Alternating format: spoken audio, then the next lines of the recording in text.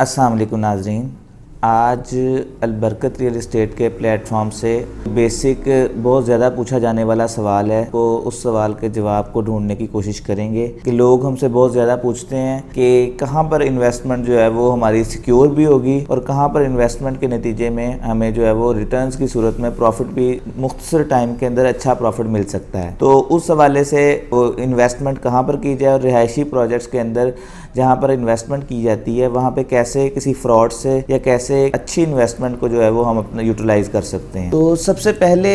अगर किसी भी प्रोजेक्ट में इन्वेस्टमेंट करनी है तो सबसे पहले जो हमें चीज़ सोचना होगी या सबसे पहले जो चीज़ देखनी होगी वो यही है कि उसके डेवलपर्स कैसे हैं। तो डेवलपर्स जो है वो बहुत ज़्यादा मैटर करते हैं किसी भी प्रोजेक्ट में इन्वेस्टमेंट करने के लिए, कि अगर उनके डेवलपर्स का जो ट्रैक रिकॉर्ड है उसके अंदर कोई पीछे 2, 3, 4 प्रोजेक्ट्स ऐसे मौजूद हैं जो हमें समझ आती है कि डेवलप भी अच्छे हुए हैं और जहाँ पे प्रोग्रेस रिपोर्ट भी उनकी बहुत अच्छी है, उनका ट्रैक रिकॉर्ड अच्छा है, उन्हीं के प्रोजेक्ट के अंदर ही काम करना चाहिए। अगर हम जो डेवलपर जिनका पहला प्रोजेक्ट है या जिनका मेन बिजनेस प्रॉपर्टी का नहीं है या जो है जिनका ट्रैक रिकॉर्ड पिछला अच्छा नहीं है, अगर हम उन प्रोजेक्ट्स के अंदर इन्वेस्टमेंट करेंगे तो उसका रिजल्ट हमें जो है वो बहुत अच्छा नहीं मिल सकता। तो बेसिकली हमें थोड़ी सी इन्फॉर्मेशन डेवलपर के हवाले से भी इकट्ठी करनी पड़ेगी कि डेवलपर्स किस तरह के हैं, वो कैसे काम करते हैं और उनका पिछला ट्रैक रिकॉर्ड क्या है। ये सबसे बेसिक और मेन पॉइंट है किसी भी प्रोजेक्ट में इन्वेस्टमेंट करने के लिए। तो डीलर्स की बातों पर ना जाएं। सबसे पहला काम ये करें कि अगर आपको कोई इन्वेस्टमेंट अपॉर्चुनिटी नज़र आती है तो सबसे पहले उसके जो डेवलपर हैं उसके हवाले से इंफॉर्मेशन को गैदर करने की कोशिश करें। उसके बाद अगर कोई दूसरा पॉइंट जो उस हवाले से ज़हन में आता है वो ये है कि जिस भी प्रोजेक्ट में के अंदर आपने इन्वेस्टमेंट करनी है उसकी लोकेशन को देखें। अगर उसकी लोकेशन जो है वो कोई हॉट लोकेशन है, कोई अच्छी लोकेशन है, फिर उसके अंदर अगर रेट ज़्यादा भी है, अगर डेवलपर का नाम ठीक है, डेवलपर का ट्रैक रिकॉर्ड ठीक है और उसकी लोकेशन भी हॉट है, तो फिर उस प्रोजेक्ट के अंदर इन्वेस्टमेंट कर लेनी चाहिए। और अगर आपको कोई सस्ता प्रोजेक्ट मिल जाए लेकिन उसके डेवलपर्स अच्छे नहीं हैं या उसकी जो लोकेशन है वो हॉट लोकेशन नहीं है, तो फिर उसके अंदर आपको जो है वो इन्वेस्टमेंट करने से पहले सोचना होगा। किसी भी सोसाइटी को में इन्वेस्टमेंट करने से पहले हमें सबसे पहले थोड़ी सी वर्किंग इस बात पे करनी चाहिए कि उस प्रोजेक्ट का FDA से मुतलका जो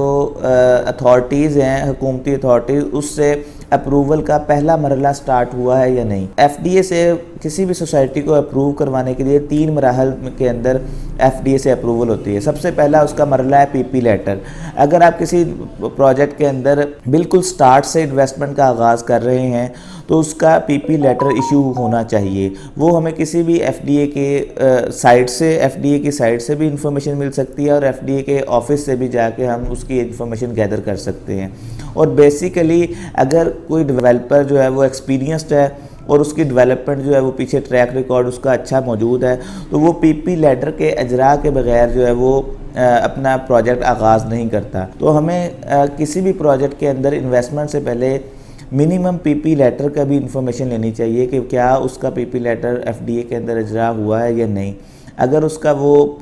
स्टार्टिंग के अंदर PP लेटर का इजरा नहीं हो सका तो उस प्रोजेक्ट से हमें इज्तनाब करना चाहिए। अगर किसी भी प्रोजेक्ट के अंदर इन्वेस्टमेंट करनी है, इन्वेस्टमेंट कैश की इन्वेस्टमेंट है, इंस्टॉलमेंट के ऊपर इन्वेस्टमेंट है। जो कैश की इन्वेस्टमेंट है इसके अंदर रिस्क नो डाउट कम होता है कि कैश की इन्वेस्टमेंट के ऊपर 95% जो है वो सोसाइटी डेवलप हो चुकी होती है, अथॉरिटीज से अप्रूव भी हो चुकी होती है, पोजेशन में मिल चुका होता है, तो उसके अंदर रिस्क कम होता है। लेकिन उसके अंदर अगर कैश की सोसाइटी के अंदर हम चले जाएँ तो उसके अंदर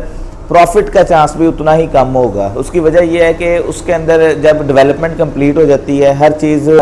मौजूद होती है सोसाइटी के अंदर, तो फिर डेवलपमेंट कंप्लीट होने के बाद जो प्रॉफिट वाला चांस है या रेट को इंक्रीज होने वाला मामला है वो उस हिसाब से इतना तेज़ नहीं होता। और अगर हम इंस्टॉलमेंट के ऊपर देखें 25% आमतौर पर डाउन पेमेंट के साथ 2 साल का या 3 साल का टाइम मिल जाता है। जहाँ पर कैश की इन्वेस्टमेंट हमें एक प्लॉट की कर सकते हैं, वहाँ पर हम अगर डाउन पेमेंट के साथ 25% डाउन पेमेंट के साथ अगर प्लॉट लेना चाहे तो वहाँ पर हम उसी पेमेंट के अंदर हम 4 प्लॉट ले सकते हैं। तो बेसिकली इंस्टॉलमेंट का हमें ये फ़ायदा है कि हम कम इन्वेस्टमेंट के साथ ज़्यादा प्रॉफिट गेन कर सकते हैं। और अगर डेवलपर अच्छा है, अगर उसकी मार्केट अच्छी है और अगर उसने कुछ करके दिखाया तो 4 से 6 माह के अंदर आपको उसके अंदर अच्छा रिजल्ट मिल सकता है। तो हम प्रेफरेबली अगर जो अच्छे डेवलपर्स हैं हम उन्हीं के साथ काम करते हैं और कोशिश करते हैं कि उन्हीं की तरफ लोगों को गाइड भी करें, और अगर उनका रेट कुछ ज़्यादा भी हो जाए लेकिन वो डेवलपर्स का नाम ठीक है और वो काम कुछ अच्छा करके दिखाते हैं, तो उनके प्रोजेक्ट्स के अंदर हमेशा जो है वो रिज़ल्ट जो है वो अच्छा ही आता है। इंस्टॉलमेंट की बात की जाए तो इंस्टॉलमेंट के ऊपर आप प्रोजेक्ट के अंदर इन्वेस्टमेंट करें और उसके बाद उसको within some time 6 to 8 month के अंदर उसको जो है वो अगर उसके अंदर अच्छा मार्जिन हमें मिल जाए तो उसको सेल आउट कर देना चाहिए।